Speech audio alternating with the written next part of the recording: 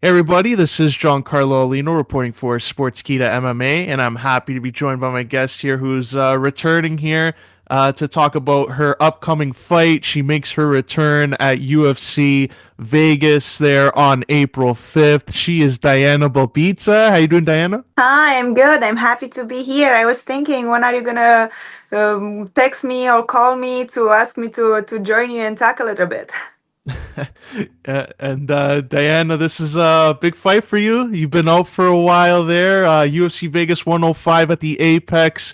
You got this at Flyweight. So, what came into your decision there to accept the fight at 125? Well, I'm happy I fought at 115 for a while, but to be honest, that was a little bit too hard on my body. And yes, was fine the first time, was not bad the second time, but every time I was trying to cut the weight again and again, it was getting harder and harder. And it's not just like I will not be able to make the weight to make 115 again. It's just too hard on my body. I tried to fight to stay active and fight every 2 3 months, but unfortunately the damage on my body, because I was eating too less, my body didn't have enough nutrients and my body didn't heal, was too fragile, and I started getting injured very easy. Like I was just walking on a street and feeling like something's wrong with my knee, or just like try like light wrestling, and like I couldn't actually even train hard just because my body was too fragile. That's why in my last fight my elbow just snapped so quick.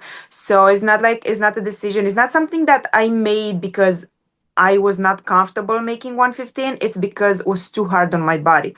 Like I can go mentally through that weight cut, but physically my body cannot handle it. And you were the last time we spoke, you were dealing with the injury at the time. So, how was this training camp when you're coming off an injury and then getting back into camp? Was it a little bit difficult? I feel like after every injured, it's a new beginning after every injury, and I had unfortunately I have a lot of experience with injuries, and I know how to deal with them. To be honest, right now, if something is wrong with my knee, my elbow, my back, I already know what is wrong. I know how wrong is that injury, and if I need to check it or not. But it's nice to be back, and it's nice to be able to actually train at the higher intensity and at the best capacity, because not being hungry all the time and not eating only 400 calories a day and running 20 kilometers a day, it's changed. It made this training camp, it made me like it more. And when you got the call for the fight, like, was it right when you got cleared to return, or have you been cleared and then after a while you approached the matchmakers and told them, okay, I think I can come back now? I don't think fighters are ever clear to fight. Like if a fighter tells you that it goes to through the training camp and is never injured all that training camp, that's a lie. I don't think fighters. That's why you always hear about the injuries after the fights, because of course we're not going to talk about the injuries before. But I feel like every fighter, like fighters are never clear to fight. But I actually asked to fight in March because I wanted to fight in March so I can be able to fight in May in Canada. But unfortunately, that didn't happen. But it's fine because I want to visit my family after 4 years of not seeing my family. I want to go to Romania and see them after this fight. So after I'm gonna fight in Vegas, the next day I'm gonna leave to Romania. Oh, that's good. And so this fight, you initially like, were you set on like a March return, or was that always a discussion of coming back in April from the UFC's end? My manager texted the matchmaker because I let him know that I'm gonna be okay to fight in March or after March or whatever. Like I had to inform UFC when I'm clear to fight, and they just found the right fight at the right moment. But I was training already because I told UFC in December, I think, that I'm gonna be able to fight in March, so I already started getting ready for a return. And what's it been like? Because you talked about there, like cutting down to 115. Like when fans hear 10-pound difference, they probably don't think it's as crazy as it is what you were describing there. But for you, like that 10-pound difference, like how have you noticed maybe your training camp and like just the difference of it in dieting and training? If there will be only those 10 pounds, that will be almost nothing because every fighter cuts a lot more than 10 pounds. But for example, for Vancouver, when I fought in Vancouver in 2023, I broke my knee like half year before that, and I couldn't train and I gained a lot of weight. So I went up to 160, 165 pounds, and cutting from that 165 to 115, it's not easy. Like it's not just about those 10 pounds, the difference. It's about how much weight you cut before. Usually I walk around 140 something, 145, maybe 148. So I'm not a small girl because I'm pretty tall. I'm 5'7", almost 5'8". So for strawweight, I'm the tallest girl in a division. So obviously I have to cut the most weight. So it's not just about those 10 pounds. It's about all the damage that your body takes and all the suffer that your body goes through to those 10 pounds. Because those 10 pounds we all cut in the last week. We don't cut these pounds before. But it's different when you cut those 10 pounds and before that you cut only 5 or another 10. But it's a difference when you cut 30 first and then you have to cut the last 10. That's those extra. It's like you're say, oh, just run 1 kilometer, but you actually run 10 before. That's gonna make the difference. If you run 10 kilometers and then you have to run 1 more kilometer, it's gonna make a difference than just run that last kilometer. So I wanted to avoid that because lately I have been a hard time during the fight day. Like I was always exhausted because of the weight cut because I had to cut all night before the weigh and I had to cut weight, like no sleep, no nothing, no water, just cutting for like 12 hours. So that really made me tired and exhausted for the fight day. I remember like for the last two fights, my coach like, okay, let's start the warm up, and he was all excited, and I was just like, oh, I just want to take a nap. Like I was so exhausted, so tired, and I didn't even I wanted to be there. Yeah, like that's like so this you notice then you have a lot more energy. Like has it made you more excited to compete compared to when you were cutting all that weight? To be honest, I don't feel like I suffer right now. Like my friends are like, okay, 2 more weeks and then you can eat, and I'm like, I'm not even that hungry to be honest this time. But before I was at 400 calories a day and running so much and training so much, like was so hard. Like I was eating a small piece of chicken and some vegetables, and that's all for the whole day and training and training and training. But somehow I'm really happy that I went to 115. First of all, because my wins in UFC are at 115, and the second of all, I want to be a coach in the future, and I want to know how fighters deal with those big weight cuts. I needed to learn this and to know this, and I'm happy I did. And I think, yeah, maybe I should have moved back to flyweight one fight ago or two fights ago, but it's fine. Even now, it's fine. It's not too late.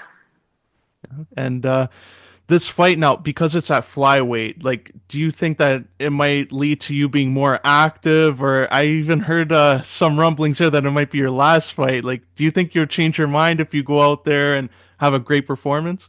I think what can change my mind is how my body is gonna handle it because the damage. I have been a professional fighter for 11 years, and I have been an athlete for I don't know since I was 12 years old. I'm 28 right now, so all this damage, going through all those weight cuts, going through training, and I'm the hard worker. I'm the person, the athlete that puts the shoes on and runs every single day. So all this damage, I start feeling it on my body, and I kind of want to still be able to walk normal, and no, I don't know. It depends how my body is gonna feel it, and yeah, of course, it depends how I'm gonna feel during the fight, after the fight, because the more weight you cut, no matter how much cardio you train before the fight, because you cut a lot of weight, you are exhausted. So after the first round, you are always tired. So I noticed that in my last three fights, that every time when I passed the first round, then I was like,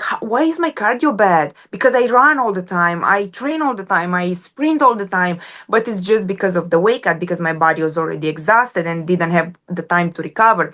So this time it's gonna be a little bit different. We maybe are gonna see a more active fight than usually. Usually, yes, I go in the middle of the ring and I want to throw punches. But this time we may see more movement. We may see a little bit, see me a little bit more aggressive, because this time I'm gonna have some energy. So I will be mad at myself if I will not use that energy. So we will see. I'm not saying it's the last fight or not, because after this fight there are going to be big changes in my life, because I'm going to move from Canada to USA. I'm going to open my own gym, so I'm going to see how that's going to go and what I want to do in the future. Of course I would like to fight since until forever. But we all know that's not gonna work, especially for the damage that we take. And I just did my brain scans and MRI and whatever, and the doctor told me that my brain is perfect, and I kind of wanted to keep it like that. It's too much damage in the sport, and if my brain is perfect after all those years, I want to keep it. That's really good to hear too.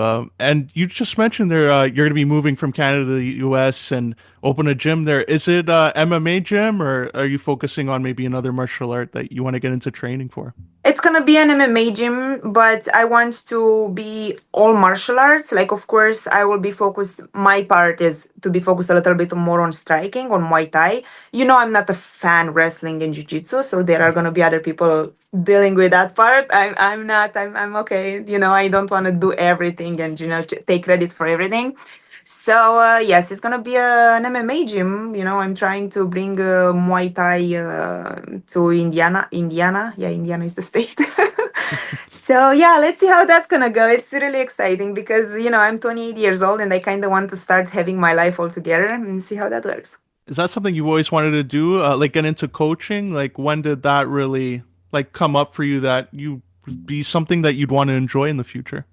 Let's be honest, what else do you see me doing? Like, I don't know what else. I'm not a singer. I can sing. I cannot dance. I don't know. So of course, and I want to stay around the sport. I have been in charge of amateurs Muay Thai here at the gym where I train, and I love it. Dealing with fighters, with new fighters, building that relationship, with trust relationship with the fighters, and helping them. And that's why I'm trying to do some courses for concussions, and that's why I try to learn how to be a cat woman, how to rub the hands and everything, because I know that's gonna help me in the future. And if I love to learn all those things, that means that's what I have to do in life. Like, why will I will do something else? And also, like, did the UFC offer you a job because you know how to do be a cut woman, wrap the gloves, coach? Like, is the UFC gonna be maybe like calling you up to be at the Apex there? Well, I promise you I'm gonna ask for that one day, but I want to learn more first. Yes, I'm a cat woman. I did it a few times, but I'm still at the beginning of the journey. Yes, I'm learning even if I'm not in a cage doing it. I'm actually learning.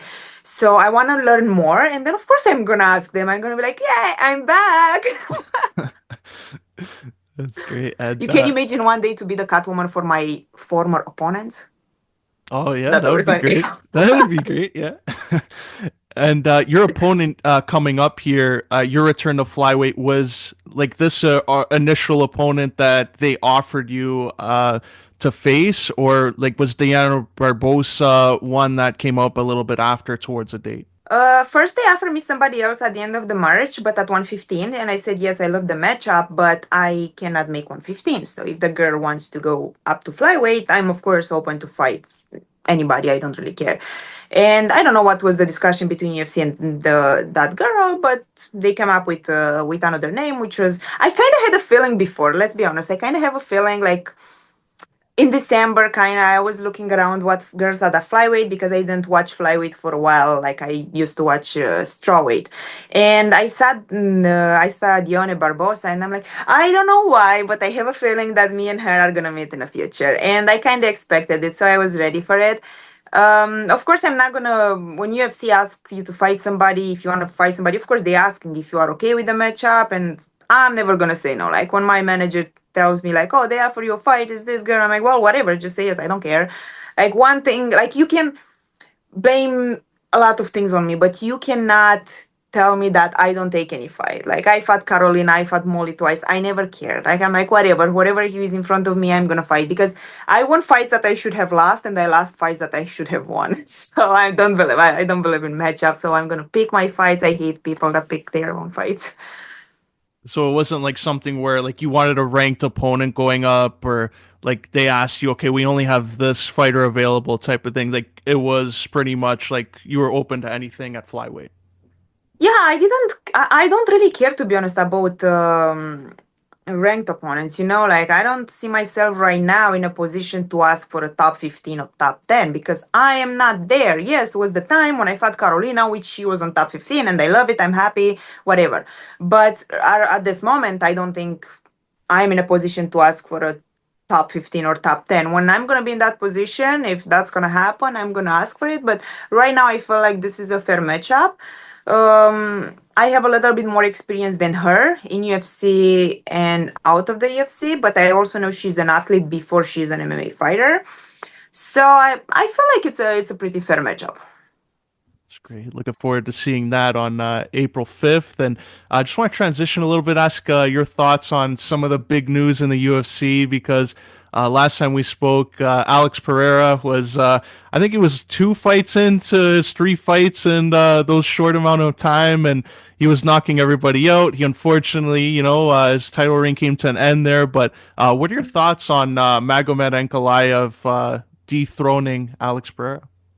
Well, it's pretty simple what happened in that fight. We couldn't see 100% Alex Pereira because he was always worried about the takedowns, so he couldn't let his hands go. He couldn't sit on the punches the same.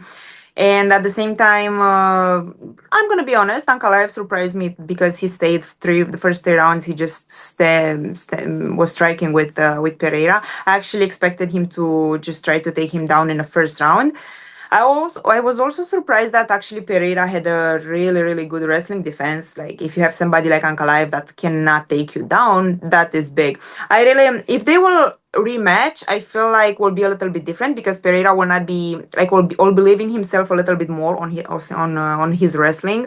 So then he's not gonna be so scared for going to the ground. But then that's gonna make him make mistakes and make Ankalaev get him to the ground. I don't know. I don't even know if I want to see a rematch between them, but I'm sure they both deserve the rematch. And do you think that, like with Pereira, because you've been in there too, when you're like fighting an opponent and maybe they're not successful with their game plan, do you think Pereira might gain confidence from, not being taken down and might even help him should Of he course. face a wrestler? Of course, because I do the same thing. I look at my old fights and I'm like, man, this girl is not a bad grappler, but she couldn't take me down. That means I'm doing something good. That means I should believe in my grappling more. That's what I did.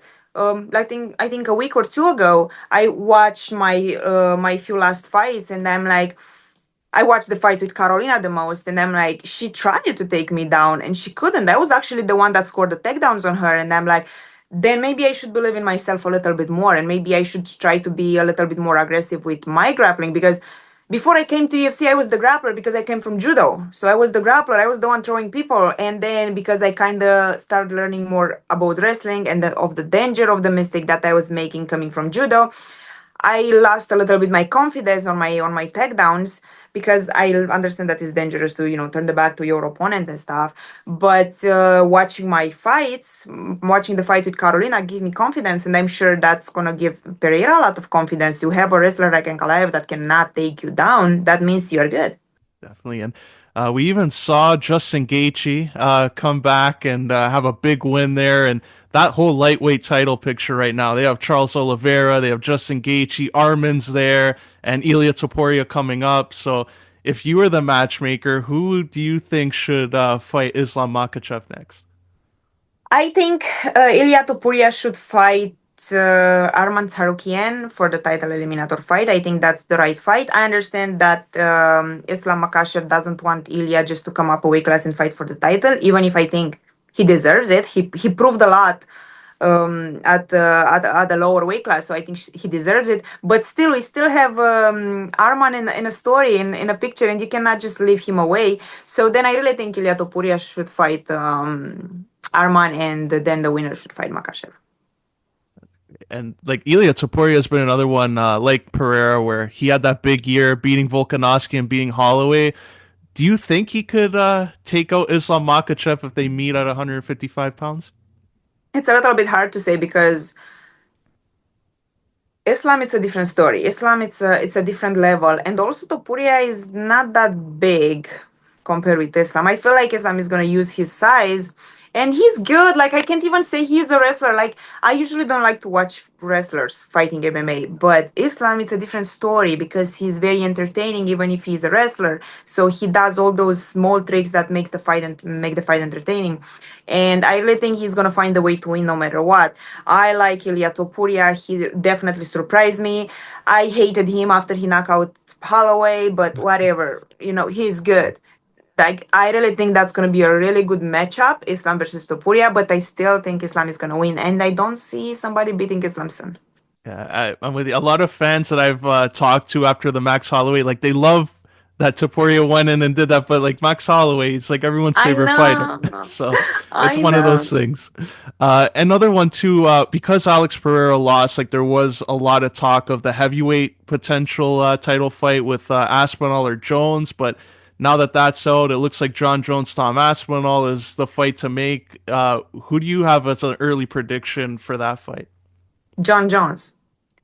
If Jon Jones fights Aspinall, like I will never go against Jon Jones. Don't tell me anything, like I start this sport and think with Jon Jones champion, and I can't see it different. Like how is Aspinall gonna beat Jon Jones? He's still new. Yeah, Aspinall is gonna be champ. He's gonna be for a long time. But after Jon Jones, you can't. Once Jon Jones retires, yes. After that, Aspinall, I think he's gonna be champ for many years.